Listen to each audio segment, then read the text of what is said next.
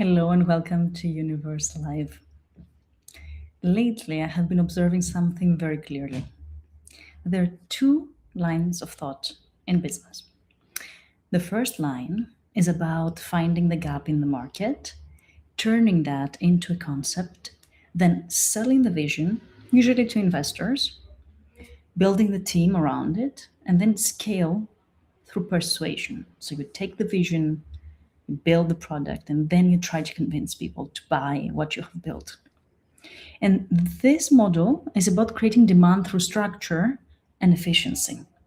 This is the model that we know very well.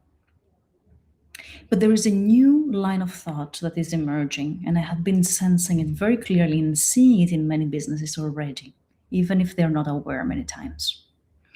So the second path starts from a very different place. Instead of asking, what can I sell to the market? It asks, what wants to come alive through me in this world? So there's a couple of differences in the second line. For example, it is more listening instead of envisioning. It is more sharing instead of positioning. It has to do about gathering of people instead of hiring people in the traditional sense. It is offering something instead of forcing into a sell or selling.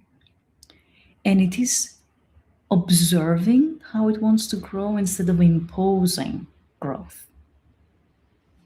So there is no path that is right or wrong.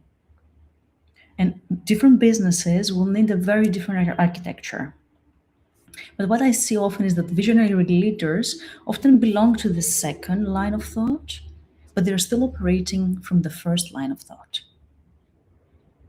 And in order to understand if you have been doing that or if you know others who are doing that, usually what happens is that you go on into applying a lot of strategies, hiring consultants, doing all the workshops, yet something still feels off. You feel that's okay, you have done everything, but something is brittle. You cannot even really name it. There's a sense that something is just off, no matter how valid the strategy was, how experienced the consultant was, how effective the work was. Something is still off. So the question that nobody really asks in these situations is a very simple one. Have you ever asked your business what it wants to become? How it wants to be built? Or how it wants to grow, scale, or not? And how it wants to communicate what it is to the world? I would call this second line of thought business with soul. And business with soul, it's not a success formula and it's not a universal strategy framework. Business with soul is a new system that is coming to establish connection with your business and to learn to listen to it. So the business itself can inform you of its own decisions. So businesses with soul have their own intelligence, and our role as leaders is not to convince them, push them. It is to listen to them, and then from what we listen, to make that happen in the world. So thank you for listening today. This was a short one about the two different lines of thought that I see existing in business simultaneously.